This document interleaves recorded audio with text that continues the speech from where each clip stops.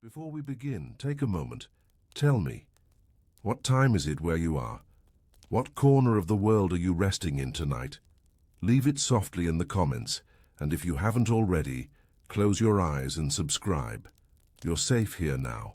Let the soft sound of wind and old footsteps guide you as we drift quietly into the long, crumbling dust of the past. A trail stretches before you, not a road of cobblestones or fine Roman brick, but a path worn down by centuries of hooves, wheels, sandals, bones. It begins somewhere near the yellow edges of the Chinese frontier, where silk was born, soft as breath, strong as a promise, and deadly if you followed it far enough. The Silk Road, they called it.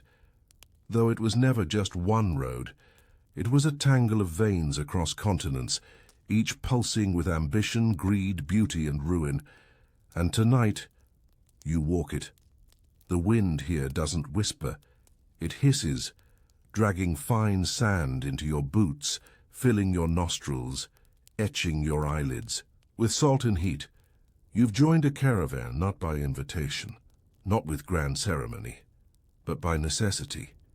Because once you step beyond the safety of cities, you are no longer a traveler. You are prey, and so you attach yourself to the shadow of merchants. Camels creak under loads of porcelain, tea bricks, and bales of silk packed tight as silence. They move slowly, deliberately, not from laziness but caution. A wrong pace here means death. The desert does not rush. By the second day, your lips begin to crack. The water ration is smaller than your thirst, and already your eyes ache from the light. It's not just sun. It's reflection, light bouncing off sand like a curse, turning the world into a great shimmering hallucination. At night, it's worse. The cold creeps up like an animal. No warning, no sound, just a sudden absence of warmth that wraps around your ribs like icy rope. You sleep under woven blankets beside the camels. Their breath fogs the moonlight. Their groans become your lullaby.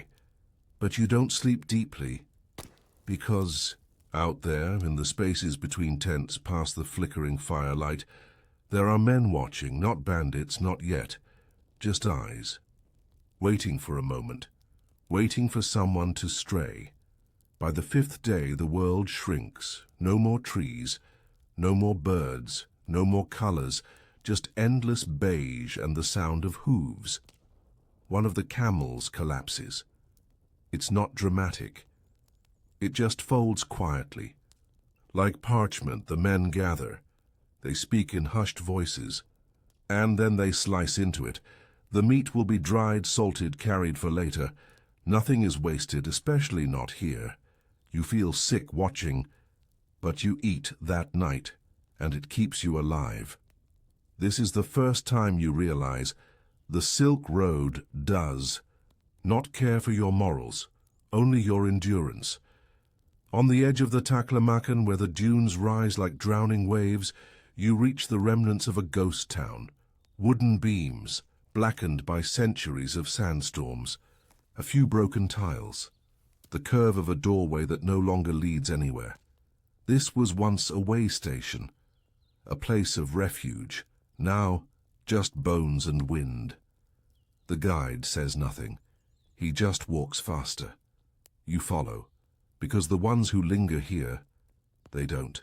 Make it to the next oasis. The worst is the silence, not the absence of sound, but the presence of things you shouldn't hear. Your heartbeat, your breath, the creak of your joints as you stumble forward. A man in the caravan begins to mutter to himself. He says he sees water. He says he hears bells. He tears off his robe and runs, laughing. By the time they reach him, his lips are blue, his feet shredded, his mouth full of sand. They carry him back, but he won't make it. You pass his bundle of trade goods the next morning, half buried in the dune. No one touches it. It is now cursed. Then comes the mountain pass. Steep, frozen, unrelenting, Gone is the sand. Now it's ice that wants your life. The camels struggle. You lose 2 mules to a narrow ledge. They tumble down like forgotten promises, never screaming, just falling. You see coins scattered in the snow below. Someone must have tried to bribe the gods. It didn't work. At the monastery halfway up the range, you collapse. The monks are silent. They wear red, their heads shaved. They feed you broth so hot it burns your mouth, but you weep with thanks. They don't ask your name. They don't ask what you trade. They simply let you sleep.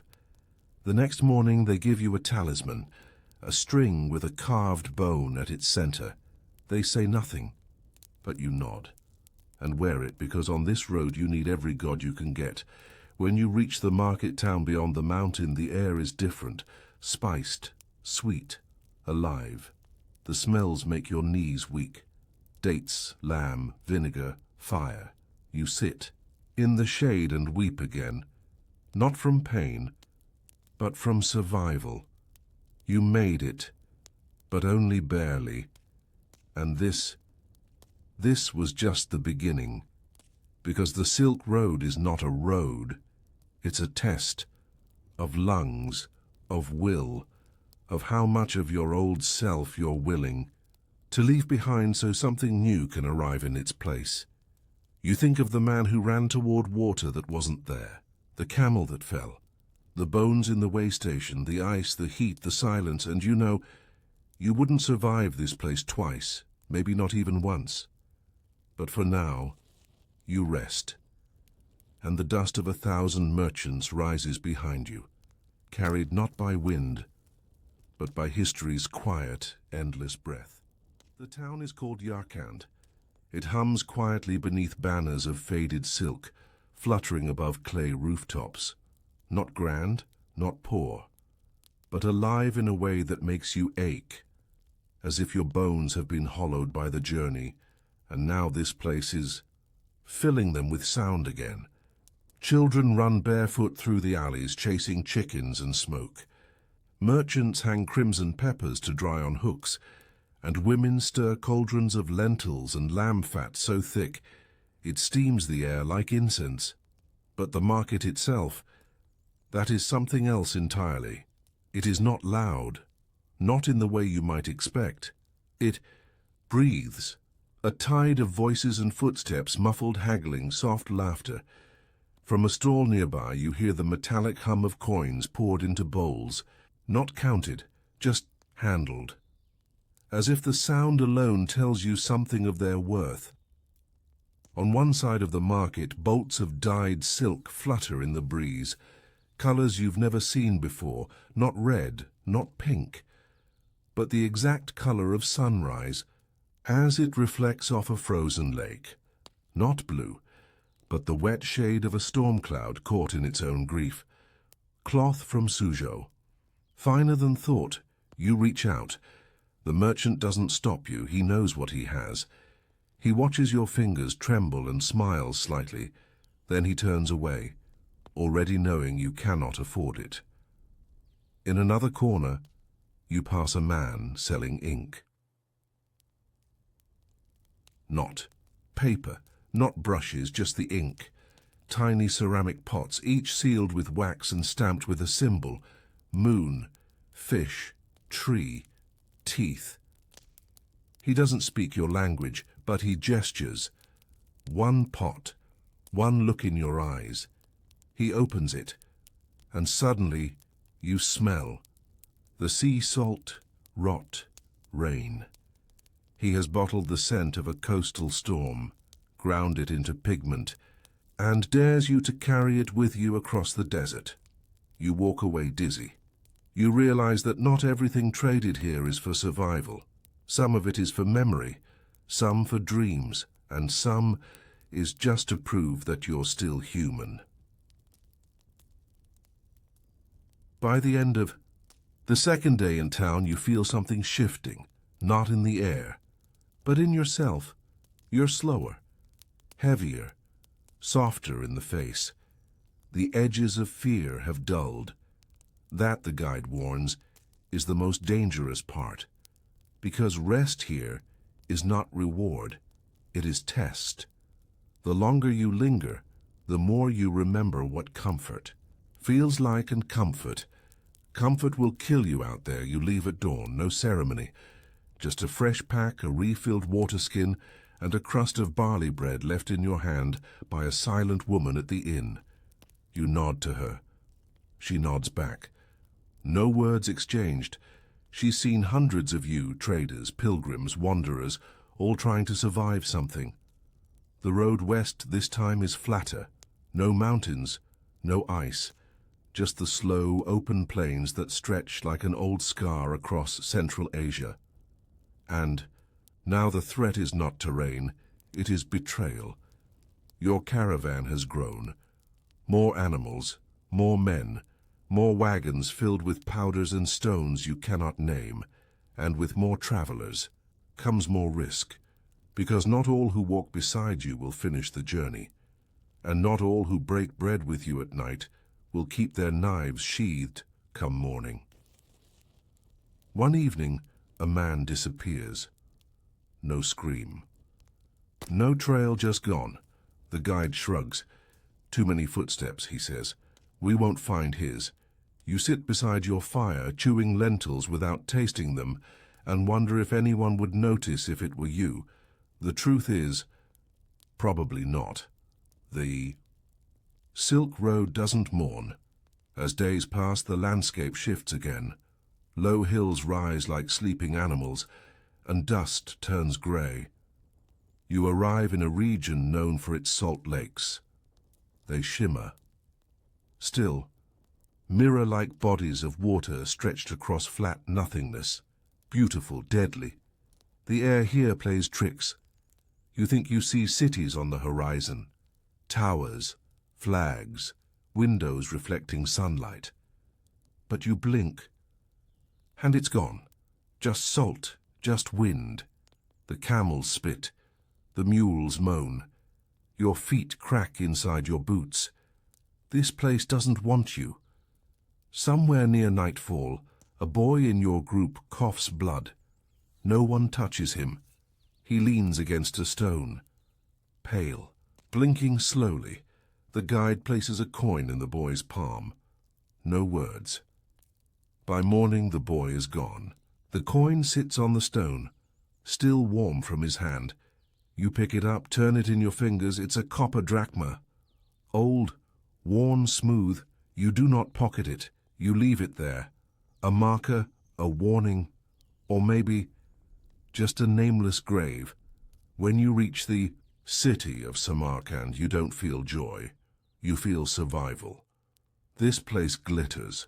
Minarets like blue fire, domes tiled with patterns that look like sound. The people here speak 6 languages, trade 12 currencies, wear 30 kinds of fabric.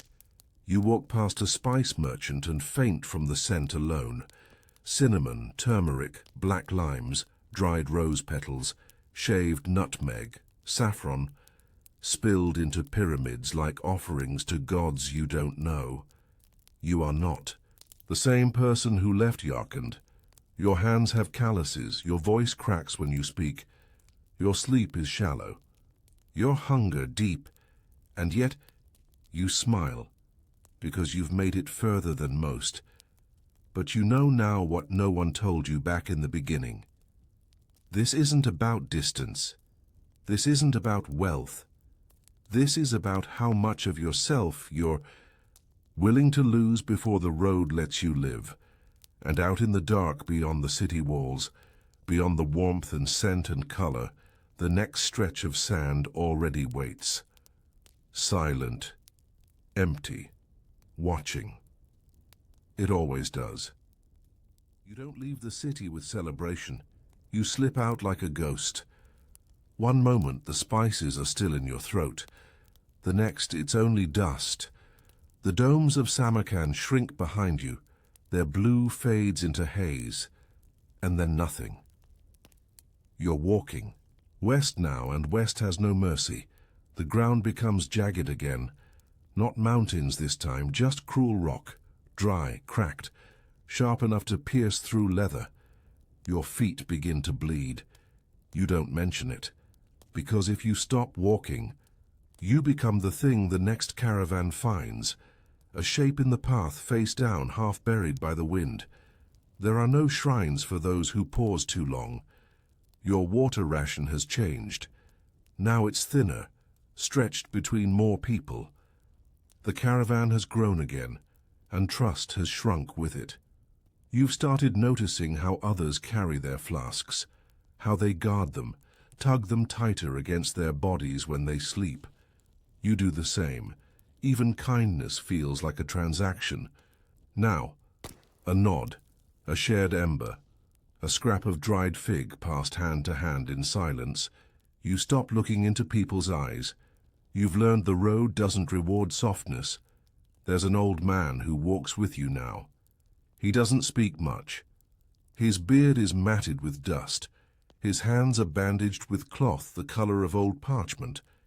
He carries no wares, just a satchel of stones. One night, you ask him why. He shrugs. From places I loved, he says. Now they're light enough to carry. You nod, you don't ask more. Some people carry wealth, others carry memories, and some carry both, even if it looks like nothing. The days grow longer, the sky wider. You start measuring time in light. How far the sun has slid across the spine of the hills. How much shadow your body casts when you stop to piss. How long the stones stay warm after the sunset. Clocks don't survive out here. Only skin does. And skin tells its own time. You pass a grave marked by bone, a rib cage tied with twine, a crude sun symbol scratched into the rock.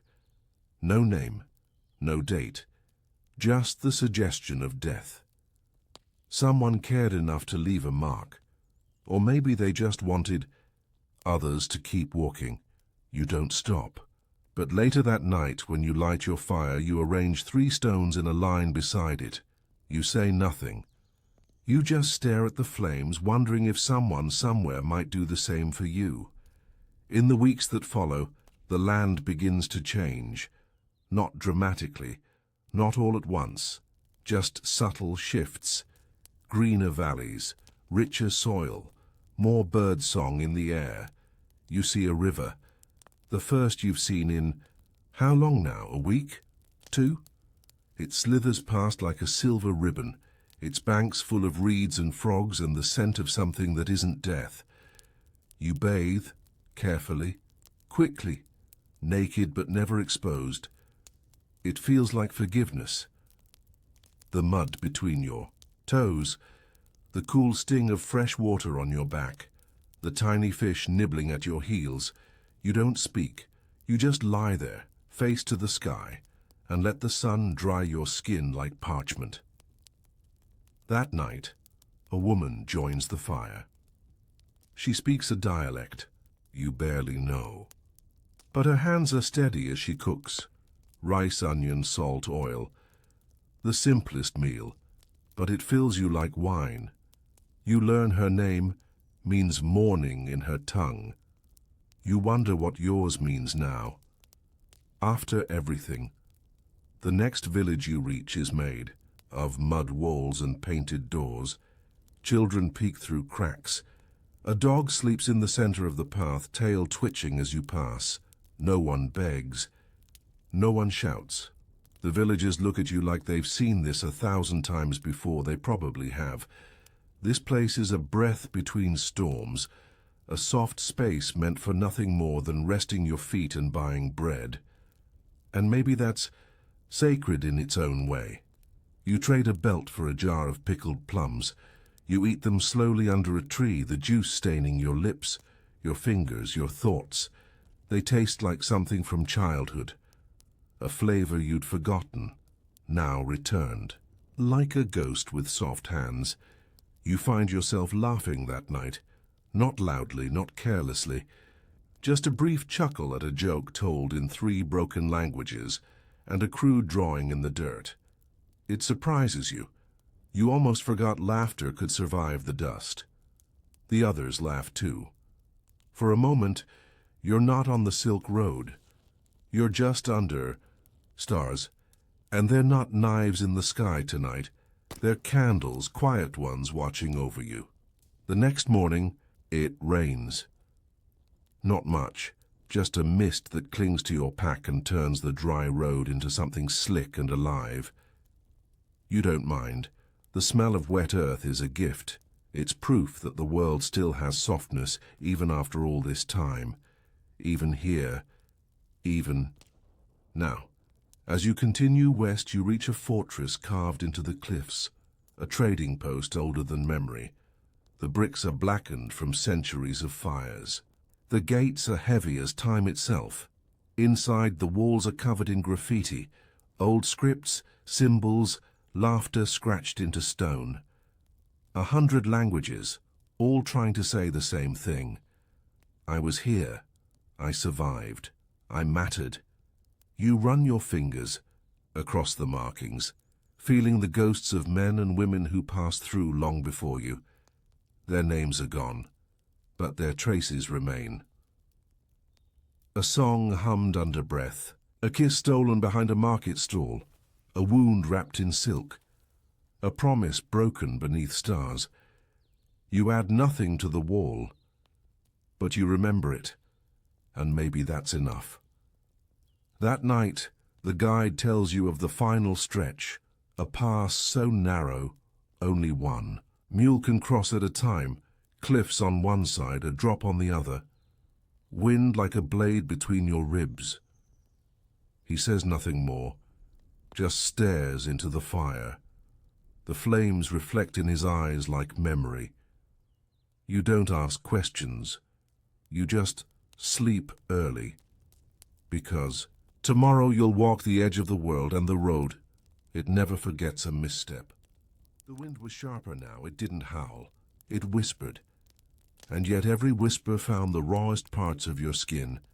Your lips cracked, your eyes burned, your knuckles felt like glass. The Silk Road didn't care. It never did. You were one step closer to the Persian plateau now.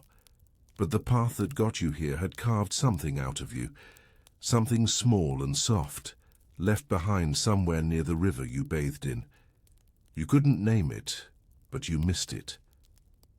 The guide walked ahead. Again, always barefoot, always silent. You'd begun to suspect he didn't sleep, that he existed only for this road. A man built out of dust and memory. You'd asked him once how long he had been walking. He'd blinked slowly and said, "Since before my son was born." You never asked his age. You didn't want to know. Some things on this road became heavier when named. Your group was smaller now. The woman who had shared plums with you, gone. Left at a fork in the trail without a word. Some said she found her husband in the last town. Some said she was ill. Some just shrugged. She had become a silence. And on this road, silence was as common as dust. You carried on. One foot in front of the other, mouth closed, eyes low. By midweek you reached a stretch known as the Salt Spine. It wasn't marked on any map, but the name passed between lips like an old wound. The path. Here shimmered, crystallized earth, dust so dry it floated. The road didn't ripple, it crackled, each step sounding like you were walking on bones. The salt burned your ankles. The heat came not from the sun, but from the earth itself. Even the mules grew silent. Not tired, perfect. Continuing now. With part 3 of Why You Wouldn't Survive the Silk Road, written in your immersive, poetic and calming tone, with no summary or reset. We pick up from Samarkand, where color and sound return briefly before the road claims its price again. Writing 1,500+ words now. Great. Here is part 3 of Why You Wouldn't Survive the Silk Road, continuing seamlessly in the same calm, immersive, sleep-inducing tone. The fortress had faded behind you by morning, swallowed by pale sun and silence. You had slept lightly, curled beside your pack, a cloak over your face to block the grit carried by wind. There was no breakfast, just a few hard dates chewed with dry mouth and aching jaw. No one spoke. You resumed walking, not because someone said to, but because there was no reason not to. Now the sky had changed. It was no longer blue, but the color of ash soaked in milk. The kind of sky that meant heat without light, a pressure in the air that made the hair on your arms rise without any breeze at all. The path was thinner now, coiling through narrow valleys and dusty hills. It was not dangerous, not yet, but it reminded you of a mouth, tight and sunken, waiting to speak something terrible. The others walked in slow silence, feet dragging slightly, eyes fixed on the ground. The sound of boots scraping stone, hooves striking loose pebbles, the breath of camels puffing warm and rhythmic. This became the rhythm of your existence. Every so often someone coughed. No one responded. There was a boy in your group now, no older than 12, maybe 13, with dark eyes and a scar that crossed the bridge of his nose. He carried nothing but a flute tied to his belt and a cloth sack filled with flatbread and fennel seeds. He did not walk beside anyone. At night, he sat slightly apart from the fires, tuning his flute, sometimes playing no more than 3 or 4 slow notes before returning to silence. You wondered what he was doing here, whose son he was, whose grief he carried.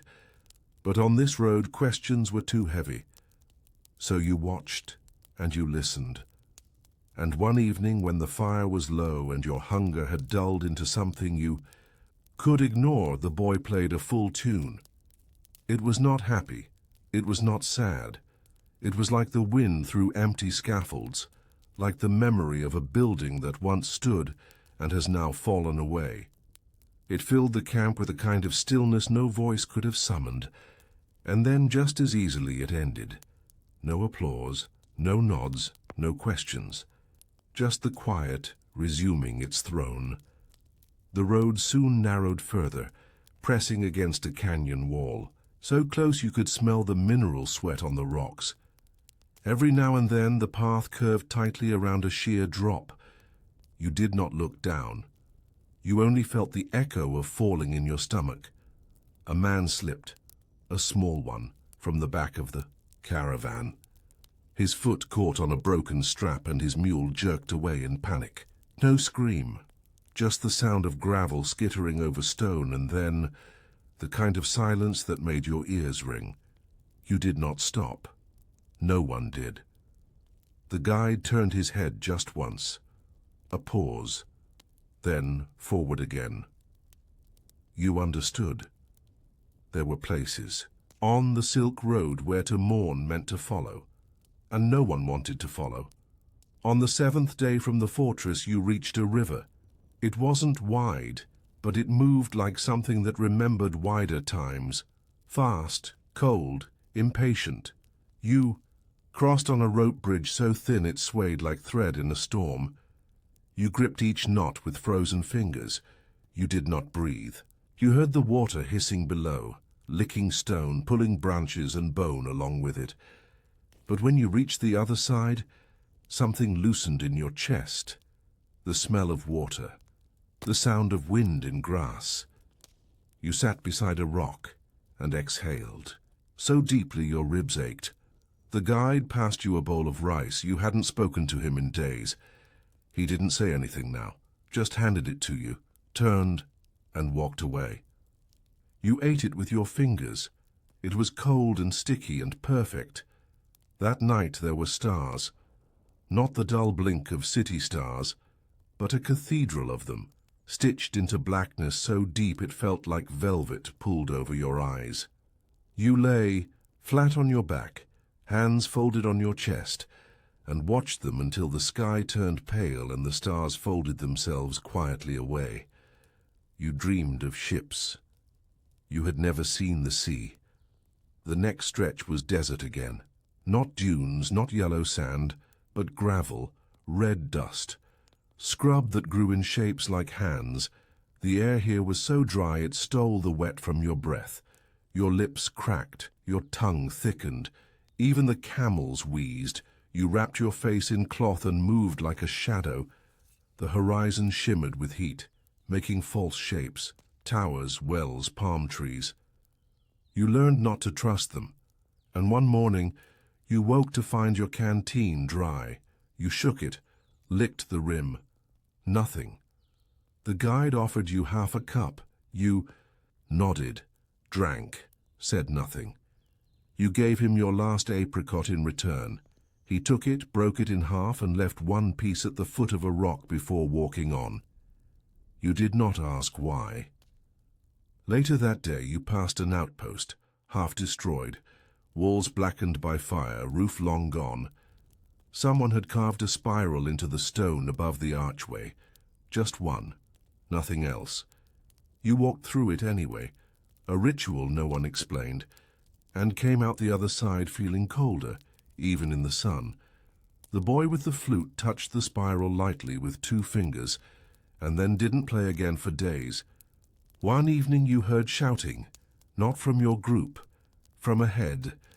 2 men arguing in a language you couldn't place. One wore blue silk robes, the other had a curved blade strapped to his back. The guide motioned for everyone to stop. You waited. The voices grew louder, then stopped. Moments passed, and then one of the men appeared, the one in blue, walking slowly toward your group, his hands open, eyes calm. He spoke to your guide, a few words, a few more, and then the 2 embraced. You learned later they had once traveled together, 15 years before. Had crossed this very road in the opposite direction, back when it was sandier, back when there were fewer bandits, back when things had names and villages had roofs. They laughed that night, the kind of laugh that comes from the belly, tired and deep, and you listened to them speak of places you would never see, names that meant nothing to you but whose syllables tasted like fire and honey. Before bed the boy played again, this time something faster, not joyful nor but determined, like feet over gravel, like rain on canvas, like the road itself breathing slowly in its sleep. And as you closed your eyes that night, you dreamed of a city made of wind, no walls, no streets, just voices carried through alleyways of dust whispering to each other in forgotten tongues, a place you would never reach. But somehow, you knew it had seen you pass. The next morning was quiet in a different way. Not the silence of peace, but the kind that pressed against your ears, as though sound had been scraped out of the world. Even the camels didn't groan. Even the birds had moved on. The guide didn't speak. No one asked why. You simply packed your things slower. The air felt heavier, the sky lower. You walked with more caution, not out of fear. You'd run out of that long ago, but out of some instinct older than fear. Something in your ribs whispered, "This day wants something." The trail twisted uphill. No shade, no trees, just a slow climb over powdered stone that got finer with each step. You stopped noticing your legs. You stopped feeling the straps digging into your shoulder. The sun didn't burn anymore. It hummed, low, relentless, like a weight resting on the top of your head, dripping into your spine. Someone collapsed behind you, a man, older. He had been limping for days. No one stopped. No one gasped. The guide walked to him, knelt, pressed fingers to the side of his neck, then stood, shook his head once, walked on.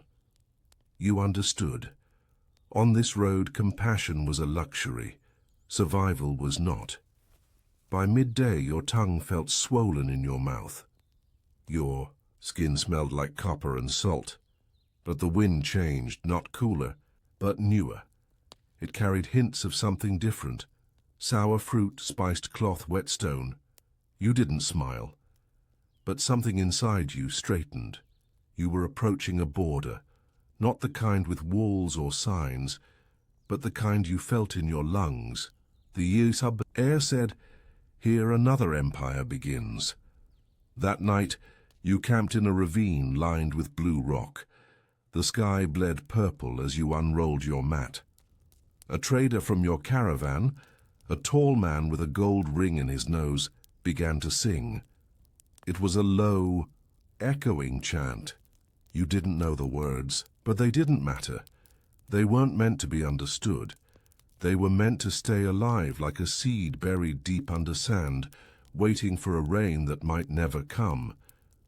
You listened with your eyes closed. The fire cracked.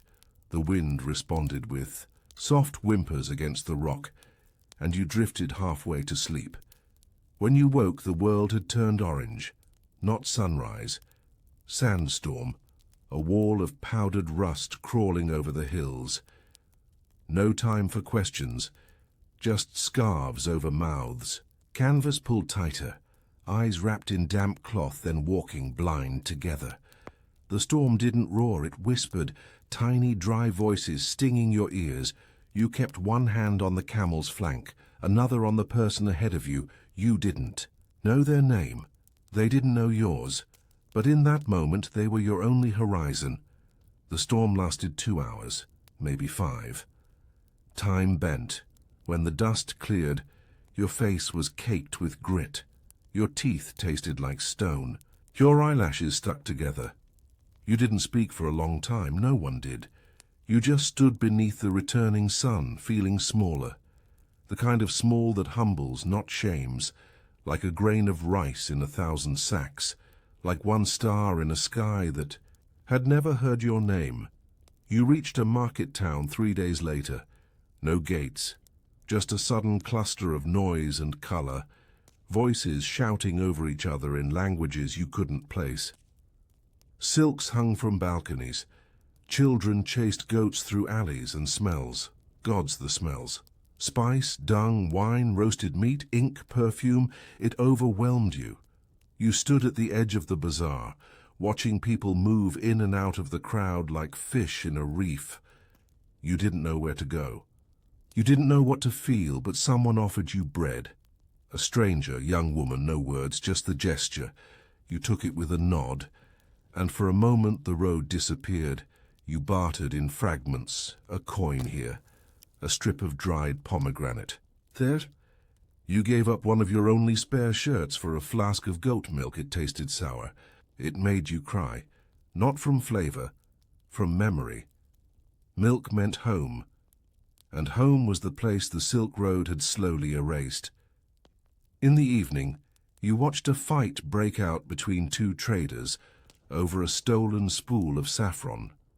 One man bled from the lip. The other from the knee. They shouted, then stopped, then hugged, laughed. It made no sense, but neither did anything else anymore. You didn't sleep well in the town. Too much sound. Too many smells. Too many doors. You missed the sky. You missed your patch of dirt.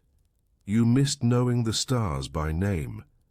So you rose before dawn and walked to the edge of the town, where the road began again, where the horizon was still empty, still waiting. You didn't know who would follow, didn't care. You simply walked forward because that was the only thing you knew now. And as the sun crept up behind you, you felt a quiet ache in your ribs. Not fear, not hunger, just distance. The distance between who you were and who the road had made you. You did not grieve it. You only carried it because that's what the Silk Road did best.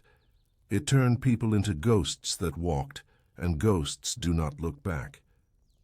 The path out of the town curved sharply north, away from the scent of grilled meat and lamp oil, away from the children's laughter that still echoed faintly in your ears. You didn't look back.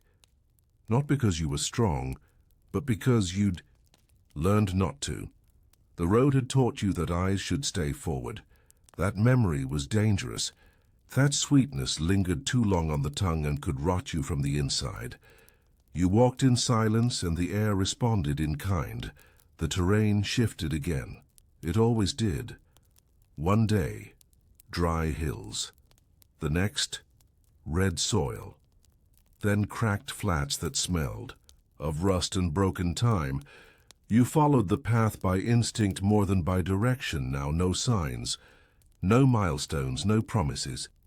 Just the worn trail underfoot, the soft scrape of boot on dust, and the occasional scrawl of ancient symbols carved into stone, left by hands long dead, meant for eyes that no longer lived.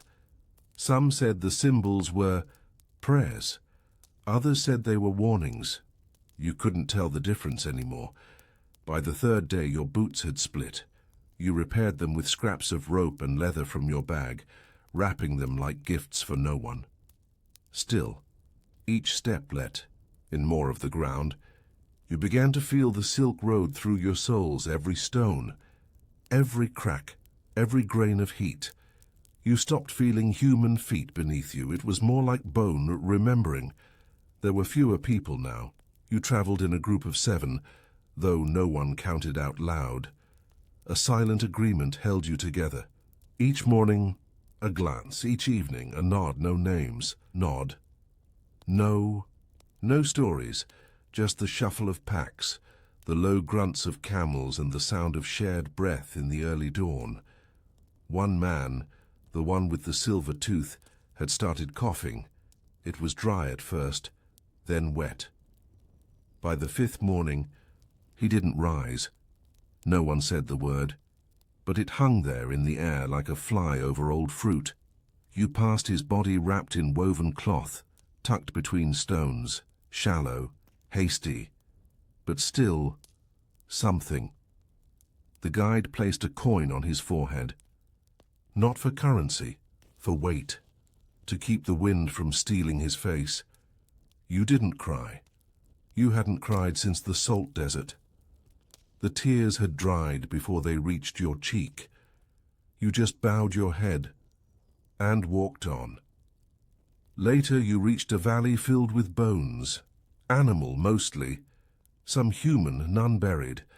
The wind moved through the hollow ribs like a flute, a melody you couldn't quite follow. Someone whispered that this was once a resting place, until raiders came. Someone else said it was cursed, that everyone who rested here never woke. The guide didn't confirm or deny. He just stepped more carefully. So you did too. That night, the stars returned. Not soft ones, cold ones, harder, sharper, like they'd been carved instead of born. You lay beside your pack, cloak over your chest, and counted your breaths. Not to sleep, but to remind yourself that you were still here. Each breath was quieter, each one less certain. You dreamed of your mother. She was holding a bowl of water, smiling, but when you reached for it, the bowl crumbled. You woke with your throat burning. The Fae. Following day, a storm arrived, not of sand, but of insects. They came suddenly, a whir of wings, a chattering sky. They didn't sting, they didn't bite, they just landed. Everywhere, your face, your arms, your pack, your food. You brushed them away until your arms ached, and then you stopped because they didn't care and you were too tired. They passed by evening, left you itchy, covered in husks. The guide laughed once, a single dry chuckle, and said, "Lucky, they usually stay longer." You didn't laugh back. You ran out of water the next morning, everyone did. The reserve was gone, the skins were dry. Your tongue stuck to the roof of your mouth. You sucked on a pebble to fool your brain. It worked for maybe an hour. The guide pointed to a dark shape in the distance. 2 days. He didn't say if you'd make it. He just said the words and kept walking. By sunset, one of the camels collapsed. It did not move again. There was no ceremony. Its packs were redistributed in silence. The boy with the limp took a length of rope from the fallen beast, wrapped it around his waist, tied the rest to his satchel. No one commented. The sky was black velvet that night. No moon, just stars, tight, close, unmoving. You thought about what day it was. You couldn't remember. Not the number, not the name, just that it was after the market town. But before the next well, time had melted. It no longer ticked, it ached. In the morning, someone was gone, not dead, just gone. His blanket was still there. Half a loaf of bread, but no footprints. You stared at the empty space for a while. The guide didn't look. The others didn't ask. You understood. Some people didn't wait for death. They walked into it. The next stretch was uphill. Sharp. Your legs screamed. You ignored them. You no longer felt pain as a warning, only as a reminder that you hadn't yet disappeared. The path narrowed again, so thin the wind threatened to lift you, so steep. Your knees shook, but you reached the top, and the view made your breath catch, not from beauty, but from scale. The valley below was endless, spotted with green, veins of water, crumbling towers, moving shapes, animals, people. You couldn't tell, but it was there. The next passage, the next price. You smiled faintly, because the Silk Road had shown you something again. Not mercy, not hope, just more. You stood at the ridge until your knees forgot how to hold you. The valley below stretched out like an open scroll, its edges curled and dusted with shadow, its lines unreadable. Somewhere in that haze, another outpost waited, another circle. Of tents, perhaps, another trader's fire, another silent man with calloused hands and no questions. You didn't walk forward. You fell into the descent. Each step loosened stone. Each gust of wind tried to lift your pack, but you didn't stop. You didn't speak. You didn't think. You simply moved the way a river moves, not because it chooses, but because it must. The Search. Way down stole hours. You couldn't tell how many. The sun dropped behind cloud banks, then reappeared. Your body stopped sweating. You knew that wasn't good. You didn't care. You reached the bottom, and your hands shook. Your lips bled when you smiled, but there it was. A post, a shack, a thin stream, a single tent, a fire pit, a man seated in silence, polishing a blade. No welcome, no threat, just presence. You sat down, not near him, near the stream, and drank until your ribs ached. You didn't taste the water, but it tasted. That night someone offered you soup. It had no smell, it had no shape. But it was warm. You held the bowl like it was sacred. You didn't speak. You didn't thank, you just drank. And when you slept, your dreams were quiet, not safe, not sweet, just distant, like a memory overheard through a wall. The next morning the guide gave a signal, not a word, a flick of the fingers, a shrug of the shoulders. The caravan began again. You followed, but you noticed the way your knees hesitated, as if they were negotiating with your spine. The road turned west, not because of a plan, because that's where the pass opened next. The trail here narrowed again, a crevice between two cliffs. Cold, so cold your teeth throbbed. You'd forgotten what cold was, and now it was crawling into your sleeves, biting your collarbones, numbing your ribs from within. You stuffed your shirt with dried grass. Someone handed you a strip of fur. You wrapped it around your neck like a blessing. No one smiled. No one looked you in the eye. You were all shadows. At one point you passed an old shrine, just a heap of stones, really, stacked carefully.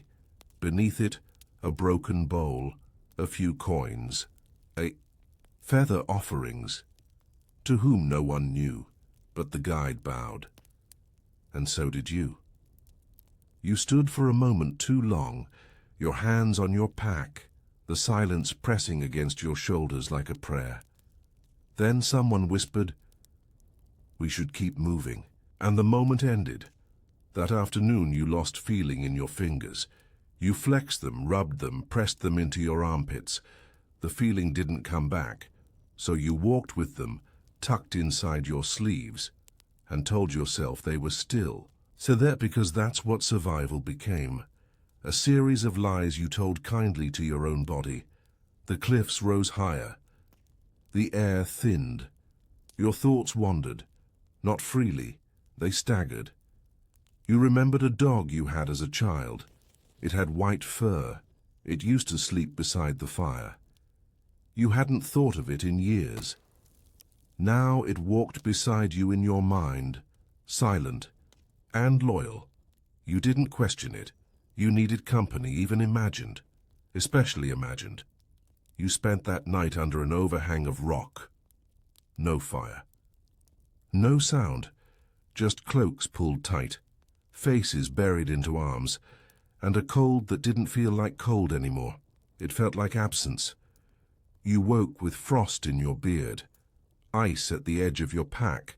Someone didn't wake. They weren't mourned. They were noted. A name scratched onto a piece of wood tied to a twig, placed upright in a crack of stone. You walked on. Midday came with a surprise. A forest. Thin, skeletal trees. Pine maybe. The first green in weeks. You didn't trust it, you didn't rejoice. But you watched the needles sway in the breeze, and something inside your chest unclenched slightly. The road twisted between the trunks, soft moss beneath your boots. The air smelled like old rain, and for a brief moment, a heartbeat no more, you almost forgot where you were. But then the wind picked up, and the hush of needles turned into a warning. The storm came without thunder, just snow. Soft at first, then blinding. You couldn't see. The path vanished.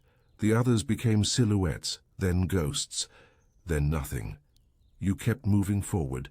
Each step felt like digging. Your legs were buried by degrees. Your breath came in short, painful bursts. You spoke your own name out loud just to make sure you still had one. The storm laughed. When it passed, the road was gone. Buried, covered in white. The guide carved a new path with his staff. He did not speak, he did not rest, he just walked, and you followed. Because what else was there? When you reached the next village, and if you could call it that, it was built of stone and silence. People didn't greet you. They didn't stare, they just nodded. Offered bowls, pointed at places to lie down. They understood. This wasn't arrival. This was pausing. A breath. Nothing more. You laid down beside the wall of a home, felt the stone against your back, watched the smoke drift from a chimney. You didn't cry, you didn't sleep, you simply were, and for now that was enough. You left the village just before sunrise. Not because you wanted to, because you had to. The people didn't say goodbye. They didn't offer blessings. They simply watched you go, their eyes as flat as the stones their homes were built from. One of them handed you a small cloth bundle. Inside, a sliver of goat cheese, a dried root, and something wrapped in old wax paper that turned out to be a handful of tea leaves. You didn't say thank you. You just held it like something sacred and slipped it into the folds of your coat. The descent from the village was worse than the climb had been. Narrower, steeper, more unforgiving. Every few minutes a rock gave way underfoot. Every few hours the wind rose up and tried to lift you off the ridge like a forgotten page. There were no sounds but your breath, your heartbeat, and the groan of the snow crust cracking under weight. A woman in the group stumbled. She didn't fall, not quite, but her hand slipped and she scraped her palm on the frozen edge of a stone. Blood welled up, bright hot red in a world of grey and white. She said nothing, just stared at it for a moment, then sucked the wound clean, wrapped it in cloth, and kept walking. You didn't offer help. She wouldn't have taken it. By midday, the sun came out, sharp and cold as a knife's spine. It didn't warm you, but it blinded you. The glare off the snow made your eyes ache. You wrapped your headscarf tighter, slit it into a thin band across your eyes, and saw the world as a blur of colorless motion. The mountains fell behind slowly, too slowly. And before long the land flattened into a dusty plateau, cracked and dry again. The snow didn't melt, and it just vanished. You missed it immediately. Not the cold, not the danger, just the silence it brought. Now there was only the crunch of gravel and the reappearance of wind, dry again, coated in dust that stuck to your teeth and turned your lips to paper. There was no water. For 3 days. Just the memory of it. You rationed what little you had left. A few mouthfuls of melt you'd scraped from a rock, a strip of cloth you sucked moisture from. By the second night, your thoughts drifted again, not like dreams, more like cracks in the surface of your mind. You saw your brother's face, not as he was, but as he'd looked in your childhood. He was smiling, holding a flute made of bone. You didn't own a flute. You'd never heard him play. But there he was, standing at the edge of the trail in your mind, and you almost waved to him. You stopped yourself just in time, because that's how it began. The slipping, the unraveling, the way the silk road found its way inside your skull and pulled threads loose one by one. That night, the wind changed again. It came from the south. It carried a new scent, spiced smoke, damp earth, the faintest trace of citrus. You almost cried, not from hope, from confusion, because your brain had forgotten smells like that existed. You followed it like a hound on a trail. The guide didn't object. He smelled it too, and somewhere just before dawn you saw lights flickering low to the ground, not firelight, not exactly. Lamps, clay bowls filled with oil, set along the path like offerings. You reached a low structure made of woven reeds and packed earth. A caravanserais, half ruined, but open, and the scent of tea filled the air. Not real tea, not the kind you'd known at home. This was smoke leaf and desert bark boiled in copper pots until it turned dark and bitter and alive. Someone handed you a bowl. You drank it slowly, let it burn a little, let it scrape away the silence in your throat. Inside, others were already resting, not from your group and strangers, faces from elsewhere. A man with eyes like wet coal and hands that never stopped moving. A girl with silver rings through her nose and a smile that didn't match her eyes. A child curled up under a blanket woven from goat hair, hugging a doll made of braided straw. No one asked where you came from. No one offered stories. But someone began to hum, and another person tapped rhythm on a wooden box. The sound rose slowly, softly like smoke, and for the first time in weeks you felt warmth not from fire but from presence, from proximity, from the fact that for a few hours you were not walking, you were not shrinking, you were simply here. The guide slept with one eye open, literally. You weren't sure how, but you saw it, a thin slit, glistening faintly in the light of the lamps. He was dreaming, but watching. You envied him, not the vigilance, the stillness, the ability to exist without collapsing. At sunrise, no signal was given, but the caravan rose anyway. You'd all learned to feel time differently, like animals. The way crows know when to move, the way wolves know when to leave a carcass. Behind, the trail turned once more. Now east, now drier, hotter, more cruel in its honesty. No trees, no rocks, just sand, flat, wide, endless. Your steps slowed, not because you were tired, you'd been tired for days, but because walking here was like walking across a shallow sea. The dunes pulled at your calves. The air pushed back. You wrapped more cloth around your face, breathed through damp linen, watched as the sun climbed straight overhead. It didn't drift. It climbed. It hung. It watched, and still, you walked. Because the Silk Road was not a line. It was a demand. You reached a dry well by nightfall. It had been marked on some map, centuries ago. Now it was just a ring of stones, no rope, no pulley, no water, but someone had left a single coin at the edge of it. You stared at it for a long time and placed your own coin beside it. You didn't know why, just that it felt right, as if even the hollow places needed memory, as if even thirst could leave a trace. By the time morning came, you had no sense of how many days had passed. It didn't matter. The road measured time in hunger and heat, not in sunrises. You walked now in a rhythm that didn't belong to you.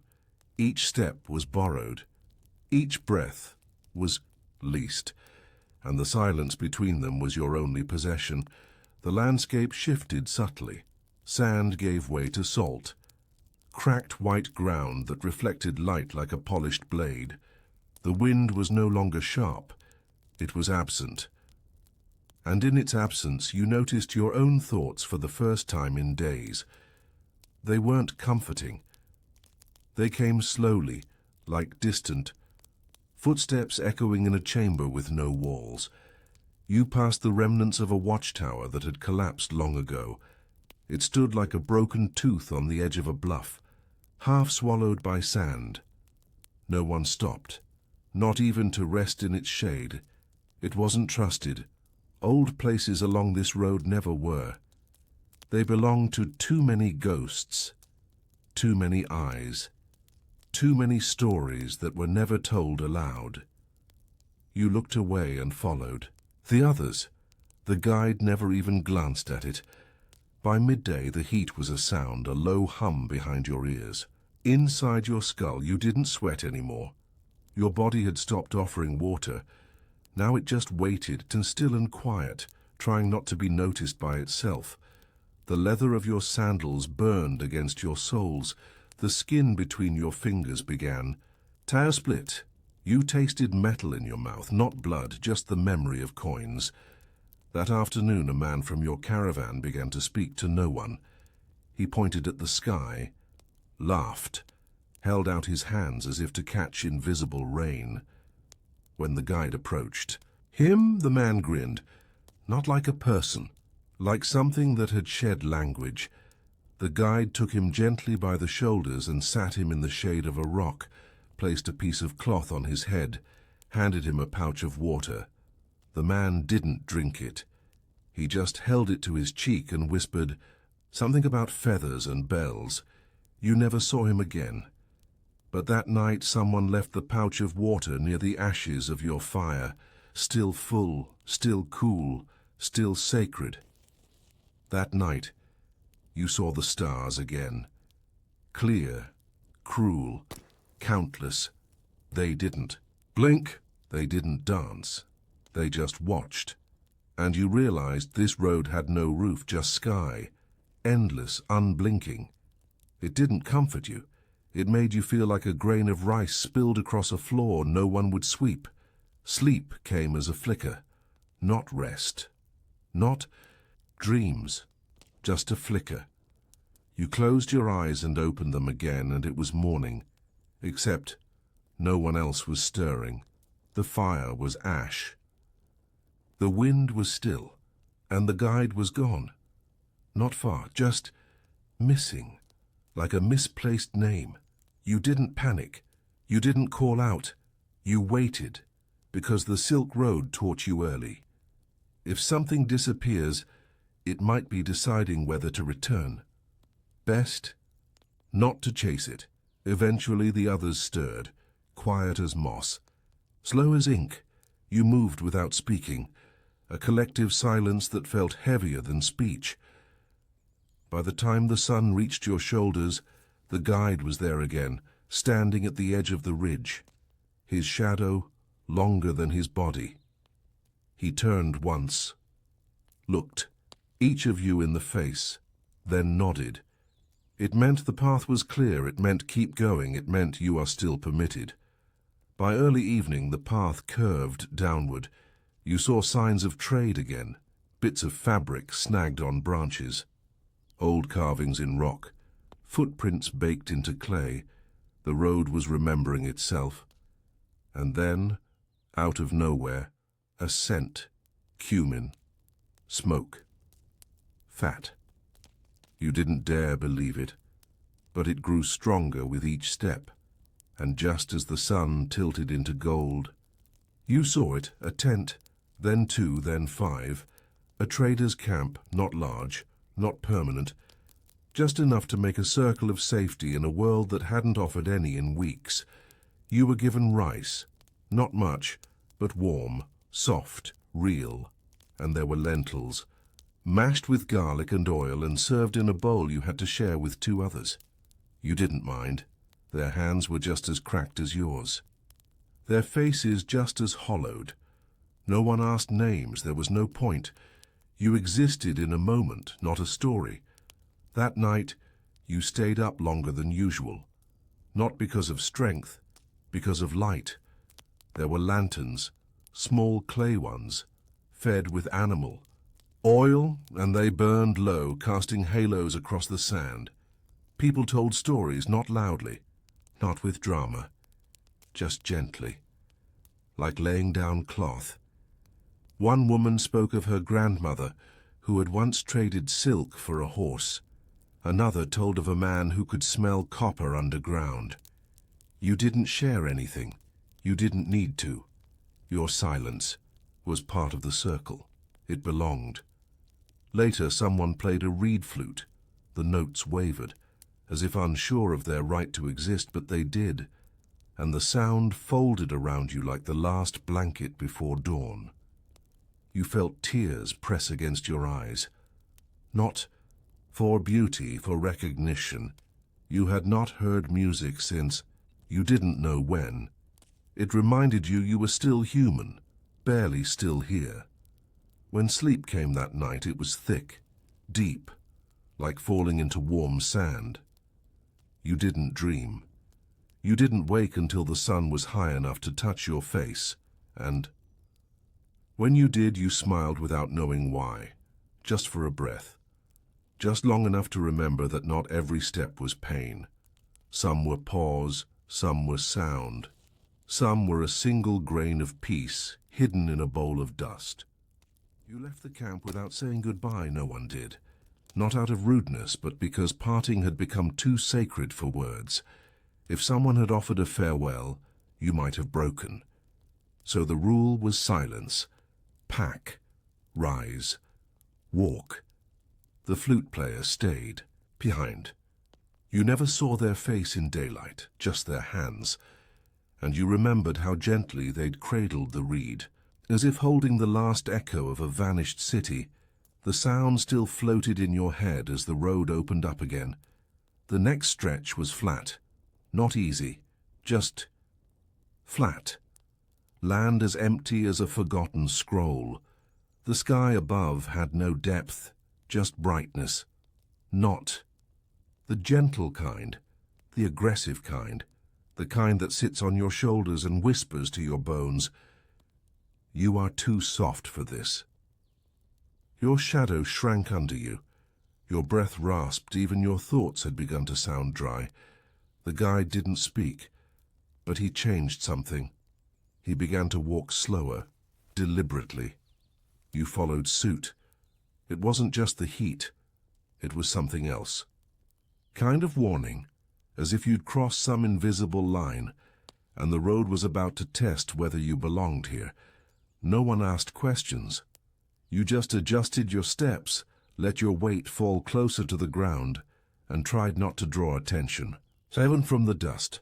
By late afternoon you saw it, a post, just a wooden pole, split from weather, marked with carvings. wrapped in old cloth, a road marker, not for directions, for memory. Someone had placed stones around its base, coins, a broken comb, a few grains of rice, and in the center, a small scorched pouch. You didn't ask what it meant. You didn't want to know. You just paused your step, nodded once, and kept walking. Some things were only for the road to remember. By nightfall, your group had begun to thin again, not from death, from decisions. 2 traders veered east. A third turned back. No words were exchanged, just glances. One man lifted his hand to you. Not a wave, just a gesture, as if to say, whatever happens next, you were real. You returned the same motion, and then he was gone. That night, there was no fire, too dry, too open, too visible. So you huddled in your cloak, chewed a piece of dried meat so old it crumbled into powder, and stared at the stars until they blurred. The ground was sharp, sleep was shallow, and when you closed your eyes you saw a field, green, rolling, filled with wheat, not from memory, from imagination. You had never stood in a field like that, but your body was starting to invent kindness just to stay alive. The next day something shifted, not in the sky, not on the road, in you. You began to stop counting the hours, not because you didn't care, because it didn't matter. Time here was not a river. It was wind, directionless, dry, present only in the way it moved the edges of things. You walked now, without thoughts, just sensations. The ache in your thighs, the sting behind your eyes, the sharp pain in your side that you no longer feared, because fear wasted water. By dusk a storm appeared, not from above, from ahead, a wall of dust, tall, slow, approaching like a curtain being drawn over the end of the world. The guide stopped, raised one hand, and knelt. Without a word, the caravan followed. You pressed yourself flat to the earth, wrapped cloth around your mouth, your eyes, your ears, and waited. The wind arrived like a roar from the deep. It didn't scream, it growled. Low, long, heavy with sand and memory. You felt it scour your back. You felt it crawl into your clothes. You felt it trying to unmake you, but you did not move, not because of courage, because stillness was survival. You became a stone. You became a crack. You became something too small to be noticed. When it passed, you coughed, sand in your teeth, in your nails, in your lungs, but you were still here, and slowly and one by one, the caravan rose, covered in dust, eyes rimmed red, but breathing together. That night you reached a cave, not a grand one, just a crack, in a cliff face. Inside, shadows, the smell of bat droppings, cool air. You curled against a wall, no blanket, no fire. But for the first time in days, real shelter. You fell asleep without meaning to, and dreamed of a cup, a wooden one, full of clear water. You lifted it to your mouth. You drank, and the dream ended. The morning after, a merchant joined you, a young man, no older than 20. He spoke little, but when he did, his voice was like poured tea, low, steady, faintly sweet. He carried a single sack. You never saw what was in it, but he guarded it like a child. You asked once what he traded. He smiled. Poison, he said, then winked. You didn't ask again, but you walked beside him for 2 days after that. Not because you trusted him, because he laughed, and laughter was rare here, like shade, like truth, like softness. On the 3rd day he was gone. No note, no trace, just a small feather left where he'd slept, blue-gray, tucked under a rock, maybe a joke, maybe a goodbye, maybe nothing at all. But you picked it up, slipped it behind your ear, and walked on. Because that's what the silk road did to you. It took names and gave you signs instead. You began to feel the edge of something new, a smell in the distance, sour, hot, alive, people, cities, markets, but also fever, disease, and the way noise settles into your bones when you've been quiet too long. You weren't sure you were ready, but the road didn't wait, it never had. You didn't walk into the city, you drifted into it, as if the road itself dissolved around you and the noise rose from cracks in the stone. The sounds came first, metal clinking, goats bleating, a child crying, a man laughing too loudly, then the smells, rotting fruit, sweat, animal fat, perfumed oil thick with cinnamon, and then finally, the faces. Not welcoming, not cruel, just busy, alive, more alive than you felt. You wanted to speak, but your mouth didn't remember how. You kept walking. The market was not beautiful, it was cluttered, frantic, alive in the way a cut can be alive. People shouted without looking. Hands moved faster than eyes. And everything smelled like something else. Spices smelled like coins, bread smelled like cloth, incense smelled like blood. You passed a stall selling silk dyed with crushed insects, another with crushed bones pressed into pigment, another with nothing but salted lizard meat. Your stomach curled.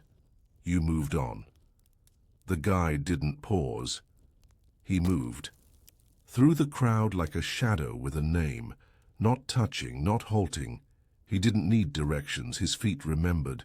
You stayed close, not out of trust, out of fear.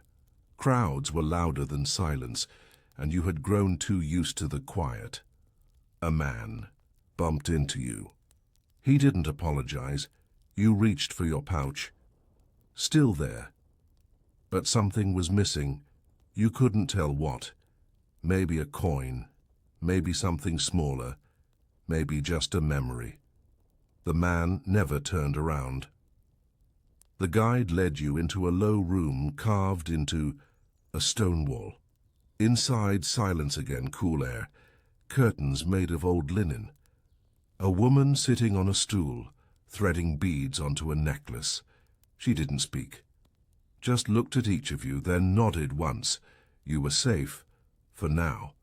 You sat on a cushion that had once been red. You drank warm water. Not clean, but not dangerous. And for the first time in days, you unclenched your fists. Not fully, just enough. The woman brought food, steamed millet, boiled turnips, a few dates soaked in vinegar. It tasted like nothing, and everything. You chewed slowly. Let each bite linger. It wasn't good, but it wasn't. Dust, and that made it holy. That night you lay on the floor. No blankets, just a woven mat. You watched the ceiling. It was cracked, mottled. One corner had a spider weaving a web between two beams. You envied the spider. It knew what it was building. Sleep came as a slow descent, not a drop, not a fall, just a drift. You closed your eyes and imagined a field again, but this time there were voices, faint, laughing. Somehow that made it harder to stay asleep, so you turned over and let the ache in your side lull you instead. In the morning, you awoke before the others. The guide was already gone. You didn't worry, he always returned, but today you felt something in your chest, not fear, not longing, something tighter, like a knot that had forgotten what it tied together. You stood, stretched, looked out the door. The market was quieter now, and the sky had that soft grey tone that only came when the wind held its breath. You stepped outside, The alley was narrow, lined with broken clay pots, torn cloth, and 2 children sleeping under a wool sack. You left your last date next to them. They didn't stir. The silence thanked you in their place. You walked past the stall with the lizard meat again. The vendor was gone. In his place, a dog, curled, breathing slowly, alive. You didn't smile, but you noted it, and you walked on. Eventually you found the guide, standing at the edge of the city, near a fountain that hadn't worked in years. He was staring at a tree growing sideways out of a wall. You joined him, said nothing. He pointed. To the horizon, mountains dot blue, blunt sleeping. He said only 2 words, next leg, and turned. You followed, without thinking, without question. Because this was the rhythm now. Rest, ache, walk, ache, dream, ache, walk again. The Silk Road didn't break you. It didn't care enough to break you. It just waited. And if you were soft, it took from you, until you hardened as. You left the city. You saw a woman leading a cart. Wooden wheels. Loose oxen. She wore orange fabric dyed with turmeric and had a scar running down her left cheek. She met your eyes for a breath. Didn't smile. Didn't look away. Just nodded. And you nodded back. That was enough. You would never see her again. But you would remember her face, because the road kept few things and faces were one of them. By nightfall you were back among dunes, not sand, just dry, broken ground. More wind, less noise. The silence returned, but this time you welcomed it. It meant you were far from people again, and people asked questions you didn't want to answer anymore. You walked until the sky turned violet, until the stars returned, until your feet forgot what comfort was. And then you stopped, lay flat, closed your eyes, let the ache hum beneath your ribs like a distant drum, and listened as the Silk Road breathed around you, old, patient, unforgiving. The next morning you awoke to the sound of wind dragging dry leaves over stone.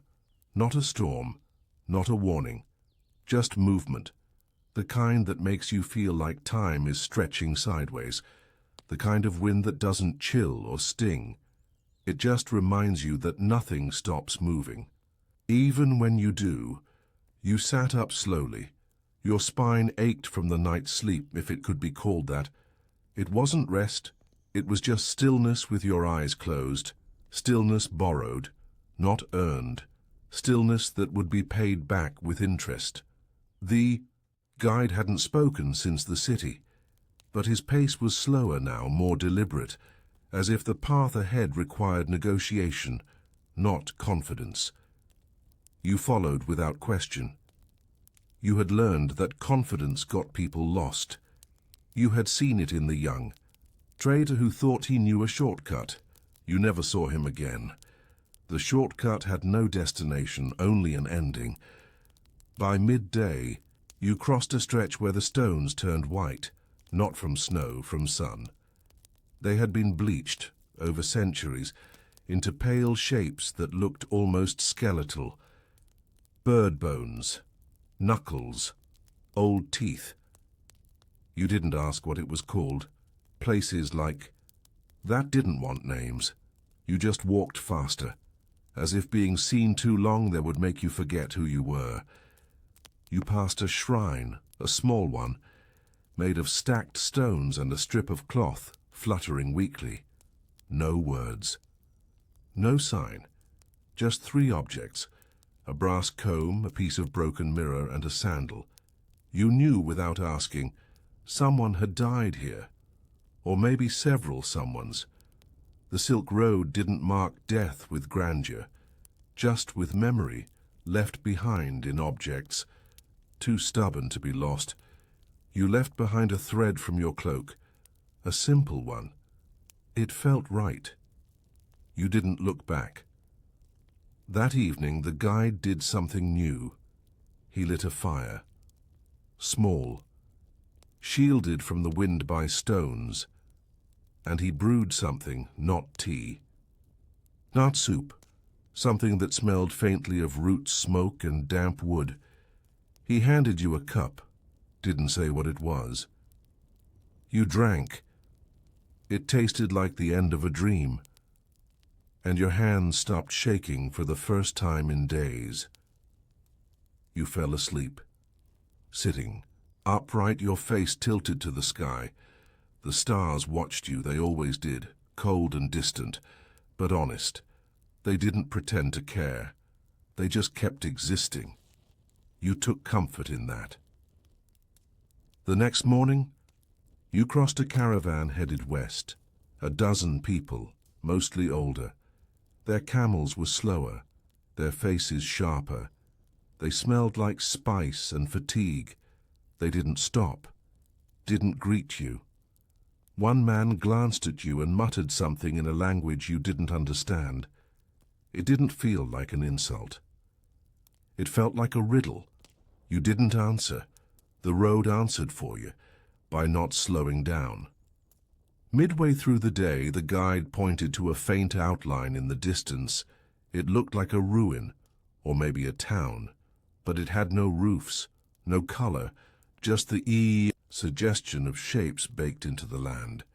When you reached it, you realized it wasn't a town at all. It was a graveyard, but not for people, for wagons, broken wheels, splintered beams, cracked axles, the remains of trade dreams that made it almost far enough. You walked carefully through the wreckage, as if stepping through bones. A silence lingered here, different than usual, not peaceful, tense, the kind of silence that remembers, screams. You moved through quickly, didn't touch anything. Even the dust felt like it was watching. That night, a sandstorm formed. You saw it coming like a shadow swallowing the sky. This one wasn't slow, it ran, and you ran too. You found shelter in a crack beneath a rock outcrop. The guide pulled a cloth over your head and pressed you low. Breathe through your sleeve. He said, first words in 2 days. You did as you were told. The wind came screaming. This one didn't whisper. It wailed, it clawed. It chewed on your cloak and scraped your cheeks and howled down your throat. It sounded like grief, and then it was. Over, not in an instant, but slowly, as if it had lost interest in you, as if it realized you weren't important enough to devour. You crawled out at dawn. Everything was coated in red dust, even your teeth, even your thoughts. You walked more slowly the next day, not from weakness, from reverence. The storm had felt like something old brushing past, and you didn't want to offend it. At midday, the guide pointed to a tree, the only one for miles. It was dead but upright. Brittle branches stretched like arms caught mid-gesture. At the base of it, a scrap of paper tied with cord. Someone had written something. It was in a script you didn't recognize, but someone had also drawn a circle, and inside the circle, a dot. You stared at it longer than you meant to, and then walked on. You never stopped wondering what it meant, but you didn't take it with you. Some things are meant to stay. Lost by nightfall, you saw mountains again. These ones weren't blue, they were grey, crumbling, exhausted, like they had forgotten how to be majestic. The road led toward a pass between them. The guide said one word: tomorrow. And that was enough. You knew the next part would be harder, but not because of height, because of memory. Everyone who passed through the mountains left something behind, not always by choice. Sometimes it was blood, sometimes it was language, sometimes it was the name they used before they started walking. You stared at the pass until the light faded, and then you slept. If sleep is what you can call it when your body rests, but your soul still walks. You woke before the sun, The stars were still visible, faint, blinking, indifferent. The mountains were nothing more than wide shadows, and the guide was already standing, his hands folded behind his back, as if listening to something only he could hear. He didn't say, "Let's go." He didn't need to. You both just started walking. The climb was shallow at first, a slow tilt, a grinding incline. The ground changed with each step, from dust to gravel, from gravel to stone, from stone to something darker, something that looked like dried ash but didn't crumble under your feet. The air grew thinner, but not sharply. It was a slow thinning, like a thread being unspooled without snapping. You didn't feel breathless. You just felt farther from everything, even your own heartbeat. The pass narrowed by mid-morning. The sun never touched it. The cliffs rose high and close, and the light entered, as if through slats in a closed door. You couldn't tell the time. You couldn't hear the wind, just your own footsteps. And the quiet shuffle of the guide ahead of you. The silence here was deeper, not just quieter, heavier. It felt like entering a room where a sacred thing had once been buried, and the memory of it still clung to the walls. You lowered your voice, without meaning to. You breathed through your nose. You felt like a trespasser. You passed carvings, not grand, not recent, just lines in stone. Symbols. Some were animals, others looked like stars. Or wounds. One was just a handprint, too high for anyone to have placed it without climbing. You stared at it too long. It didn't feel like an offering. It felt like a warning. By midday, the pass opened slightly, not enough to rest, just enough to notice how small you had become. The guide paused, looked up, then down. He pointed to a flat patch of earth that had been cleared recently. No stones, no plants, just smooth dust. He whispered, "Camped here 2 days ago." You nodded. Didn't ask how he knew. He just did, like the road had whispered it to him in the night. You moved on. That night, you didn't make camp. There was no space, no safety. You just crouched against the wall of the pass and shared a crust of bread with the guide. He said, "Next town, 4 days." You didn't ask how far. Distance was measured in breath now, in blisters, in the number of times your vision went grey before returning to color. You slept upright. You dreamed of falling, not from height, from silence. You fell into a silence so deep it swallowed sound from your bones. When you woke, your ears were ringing. You didn't speak, neither did the guide. You just stood and walked. 2 more days passed like that. Light, stone, ache, stone, night. Each night colder than the last. The pass began to descend, slightly, barely. But the air changed. You smelled water again, faint, like something imagined, but it gave you strength or something like it, a stubbornness.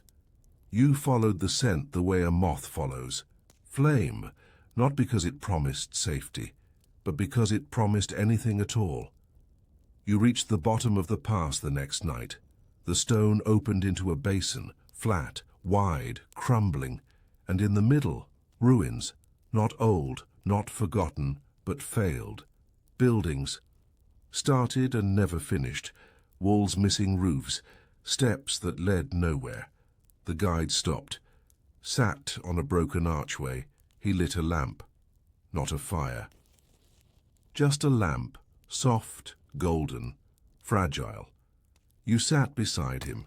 You asked, "What is this place?" He said, "They tried to build a rest station here. Too dry, too lonely." You nodded. That made sense. Some places refuse to be kind, no matter how many. Hands tried to shape them into comfort. You found a room with 3 walls. You lay in one corner. The sky above was full of stars, a bowl tipped upside down. You didn't dream, you just floated. The ache had become background now, like the creak of old wood in a house you've lived in too long to notice. The next day the road became sand again, not dunes. Not shifting, just gritty, endless, tired sand. The kind that gets into your teeth under your nails and stays. You began to notice birds again, not many, but enough. A vulture, high. A small brown finch darting between rocks. A crow, watching. That night, the guide smiled, barely. But it was real. He said, "Close." You didn't ask what. Just kept walking, because close meant nothing here. Close could still mean days, and days could still mean death. You crossed paths with a man alone the next. Morning he had no camel, no pack, just a satchel and a reed hat. He looked at you, said nothing, but he pressed something into your hand, a coin, not local, not copper, silver, carved with a dragon on one side. You blinked. He was already walking away. You never saw him again. You never used the coin. You just kept it. Sometimes you wondered if it was cursed, other times if it was luck, but it didn't matter. It was yours now, and nothing on this road stayed yours for long. That evening you saw green, real green. Not mirage, not memory, a grove of trees huddled around a spring. Not wide, not lush, just a breath of life in a place built for endings. The guide pointed, said, "We rest," and for once the earth agreed. You drank deeply from the spring. Too deeply. It made your stomach twist. You laughed, actually laughed. It hurt. But it felt human. You leaned back against the tree and listened to the leaves rustle. You could have cried, but didn't. You had no tears left. Just dust, and a silver coin in your pocket and dreams that smelled like old fire. You slept hard that night, dreamless, silent, and for the first time in weeks, your body forgot to ache. It simply was. Not comfortable, not healed, just still. And that was enough. That was more than most got. You woke to birdsong, not melodic, not sweet, but real. Sharp chirps, dry rustles in the canopy above. It took a moment to remember where you were. The green, the spring, the moment of stillness. You had forgotten what it felt like to not be afraid. Of your first breath in the morning, you sat up slowly, bones complaining but less than usual. Even your hands felt less brittle. You washed your face in the spring. The water was cold enough to sting, but it didn't hurt. It reminded you still existed. Sometimes that was worse than pain. The guide was already packed, waiting. Of course, he didn't speak until you rose to your feet. "Not far," he said. He always said that when it was still. Far, but this time, something in his voice had changed. There was no hesitation, no weight behind the words, just direction. You didn't question it. The path beyond the grove was gentle. You'd forgotten what that meant. The slope was easy. The stones were small. Even the wind was slow. You passed through a hollow where wild mint grew. The scent was unexpected, alive. You knelt for a moment and crushed a sprig between your fingers. In another life, you might have carried it in a pouch to remind yourself of peace. In this one, you just let the scent fade into the air. By noon, you saw walls in the distance, low, sun-bleached, not a fortress, not a city, a village. You didn't cheer. You didn't smile. You just blinked against the sun and kept walking. The road had taught you not to react too soon. Even safety could be a mirage. The village wasn't marked on any of your maps. It had no gate, no guards, just mud walls, stone dwellings, and the sound of goats. Children stared at you. A woman carried water in a copper basin. An old man leaned against a doorframe, blinking. The guide spoke briefly to someone in a dialect you didn't know. They nodded, pointed to a shaded stall where woven mats were laid out beneath an olive tree. That would be your resting place. You sat and you didn't move for nearly an hour. You were given food, a stew of lentils and bone, a flatbread so dry it cracked in your hand. But it was warm, and it was enough. You tried to offer payment, but they refused. The guide whispered, "Hospitality required here sacred." You nodded. This road had its rules. Some were cruel, some were older than cruelty. That night, you stayed in a round house with a woven roof. No door, just a cloth draped across the entrance. Inside, the earth smelled like smoke and lavender. You slept on a mat stuffed with reeds. It was the softest thing you had felt in weeks. You didn't dream, not because you were too tired, because something in the room held the dreams back. Not out of malice, just restraint. In the morning, the guy didn't speak. He just waited by the gate. When you joined him, he handed you a fig wrapped in linen. "Eat slowly," he said. Then you walked. The next leg was flatter, more wind, more dust. But after the pass, it felt like kindness. You reached a caravan shortly after midday, a dozen traders. 3 guards, 2 dogs. They were heading west. You were heading east. There was no tension, just quiet curiosity. One of the guards offered you dried dates in exchange for your last bar of soap. You accepted. The guide nodded in approval. "Good trade," he muttered. That evening, as the sun dipped low, you reached a salt lake. Shallow, white, still. The path skirted the edge. You didn't drink. You didn't even touch it. Salt in the air burned your lips. You wrapped your scarf tighter. This place wasn't for humans, it was for ghosts. The guide said nothing until you cleared the far edge, then simply, "One more night." You camped beside a ridge of stone that looked like ribs poking from the sand. The guide lit no fire.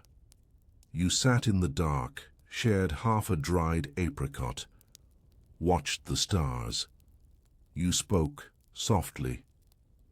"What comes next?" The guide didn't answer right away. Then, "Market City, crossroads, real Silk Road." You tilted your head. "I thought we were already on it." He smiled, not kindly, not cruelly. You were on its shadow. The next morning you rose before light. No food, no words, just movement. You reached the edge of a wide basin as the sun rose, and there it was, the city, alive, buzzing. A dull roar of animals, carts, traders, a blur of color, of smells, spices, sweat. Smoke, you had made it, but something in you had changed because the road hadn't ended. It had just widened. You stood at the edge of the city like someone staring at a fire that hadn't yet burned them, but might. It wasn't as grand as you'd imagined. There were no shining towers, no arches of gold, no silk fluttering in the wind like in stories. But it breathed, and that was enough. It breathed dust and labor, it breathed money and blood. It breathed in strangers and exhaled stories that never reached their endings. You stepped forward, not with hope, with habit, because by now, walking was all you remembered. The first gate wasn't a gate at all, just a crooked row of merchants who'd staked their tents in the city's shadow. They weren't part of the city, but they lived from its overflow. They sold horse teeth, carved beetle shells, broken amulets, and dreams disguised as medicine. You walked past without stopping. Your coin was too old, your eyes too tired. They knew you weren't here to shop. You were here to last. Inside the walls, the sound grew teeth. Voices piled on top of one another, each one louder, each one desperate, each one trying to survive a little longer by being heard. And over it all are bells, not melodic, not ceremonial, just hollow metal beaten to remind you that time was still marching, even if your body wanted to lie down and rot. You didn't flinch, you didn't stop. The guide moved ahead of you like, say, a thread being pulled. You followed as always. You passed camels being scrubbed with sand, children weaving thread with bleeding fingers, a woman stirring a vat of purple dye with her whole arm submerged. You didn't stare. But your mind took a photograph of everything, and somewhere in the back of your ribs, the ache returned. Not of pain, of memory. You'd forgotten how cities felt. They didn't welcome you. They consumed you. And when they were done, they spat your bones into the corners where no one swept. The guide took you through a narrow lane cut between two silent bathhouses, then into a stone building with no sign. Inside, cool air, a chipped jug of water, and a man with no eyebrows holding a ledger. He didn't speak, just looked, nodded, wrote something in the book. You were now someone in the city's mouth, swallowed, tracked, but not yet digested. You were given a room, if you could call it that, 4 walls, 1 hole in the ceiling, a mat, a dish. You lay down without taking your boots off and stared at the sky. The clouds didn't move. Or maybe they moved too slowly to notice. Either way, you stopped trying to track them. Sleep came not like a curtain, but like a weight. It pressed you flat, muted your thoughts and let you drift, not upward down. You awoke to chanting, faint, through the stone. A prayer. A call? A warning? You didn't care. You stood, splashed water on your face and walked, because you couldn't stay still anymore. Your body had forgotten how. The city had changed overnight, not in shape, in rhythm. The sun had pushed people into the shade. Traders barked louder, thieves moved faster. The smell of dried fish rotted in the air like a curse. You found your way to a courtyard where coins were being weighed against spices. A man held up a cinnamon stick and placed a gold ring. Beside it, another nodded.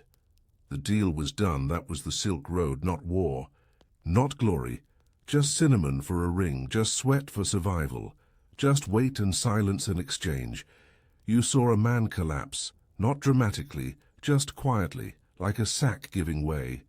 No one screamed, no one helped. The street simply bent around him like water around a stone. That was the city. That was the truth. The guide returned by sunset. He said only, "We leave tomorrow. East." You nodded. Of course, no rest, no ending, only movement. That night you dined with a group of silent travelers who ate with their heads down. They didn't ask names. Names were useless here. They asked only 3 things. Where from? How many days? What did you lose? You answered without flinching. They nodded. You passed the test. Later you sat beside a lantern with the guide. He sipped something sour. You sipped nothing. He looked at you, said softly, "You're still here." You didn't answer, because you weren't sure. Your skin was here. Your heartbeat was here. But the rest of you, that had burned off somewhere between the first blister and the 4th night without food. In the morning you left the city as easily as you entered. No fanfare, no farewells, just silence behind you and more silence ahead. The road was drier, the sky more silver than blue, and the guide didn't speak again until noon. "Next part's worse," he said. You smiled, just barely. "Of course it is." And you walked on because that's all there was now. Dust, wind, and the sound of your feet making promises your soul no longer believed in. The dust was finer now. It didn't crunch underfoot, it floated, coated the backs of your teeth, stuck in your eyelashes, settled behind your ears like a secret. You didn't brush it away anymore. There was no point. The road wasn't trying to kill you. It was trying to erase you. You moved east, but time moved sideways. The days didn't stretch, they folded, moments blinked. Whole hours vanished behind the flap of a camel's ear, or the sound of a cracked boot sole sliding across. Gravel. The guide said less and less. He no longer pointed to landmarks. No longer muttered warnings. He simply walked, and you followed. Because there was nothing else.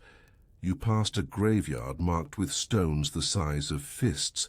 Each had a name scratched shallow into its face. Some had none. One had a comb laid across it. Another a spoon.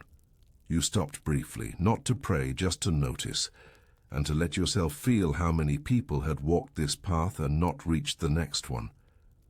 By the third morning, your stomach no longer asked for food. You still chewed the hard bread when it was offered, still drank from the flasks, but hunger had become distant. Not gone, just quiet. A noise you only heard when all else fell silent. You wondered if that meant you were closer to enlightenment or closer to death. The line was always thin out here. You crossed a bridge that wasn't a bridge, just two long boards laid across. A dried-out riverbed. Below bones, small ones, goat probably, or something goat-like. The guide stepped across without looking down. You paused, then followed. You didn't fear falling. You feared remembering what it felt like to worry about falling. That kind of softness didn't belong to you anymore. That night, you met a monk. He wore shoes made of reeds and walked beside you for an hour, without saying a word. Then he stopped, offered you a folded square of paper and vanished behind a dune. You opened it later by lamplight. It had no writing, just a circle drawn in ash. You folded it again and tucked it beneath your cloak. Some messages were for the bones, not the mind. You passed caravans going the other way. Some smiled, some didn't look at you. You saw children riding atop baskets, old men snoring against saddle horns. A girl played a flute made of clay. The melody followed you for miles. When it faded, you felt its absence like the closing of a wound you'd forgotten to mourn.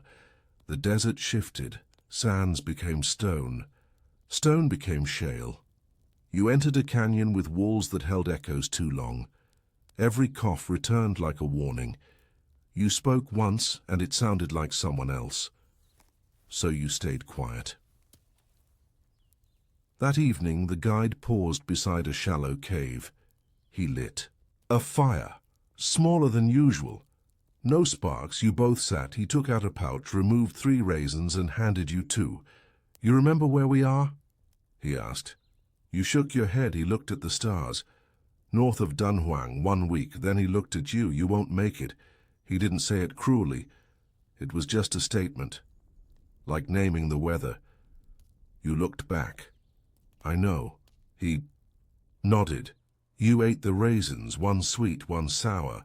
The next day your shadow seemed thinner, not shorter, just less real. It flickered. You tested it. Moved your arm, it followed. But not entirely. The edges were fading. You didn't say anything. The guide would have just nodded again. The road would have just carried on. Midway through the 5th day, you reached the ruins. Not ruins of grandeur. Not temples, just the bones of a roadside inn lost to a sandstorm years before. Only half a wall remained. Inside, a bench, a broken jug, a stone with a carved flower. You sat on the bench, not because you were tired, because something in your body wanted to remember stillness.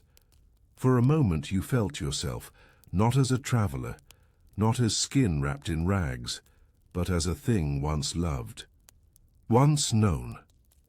The breeze stirred, and the silence wrapped around you like an old friend with cold hands. You stayed there until dusk, then stood, quietly, and walked back to the guide.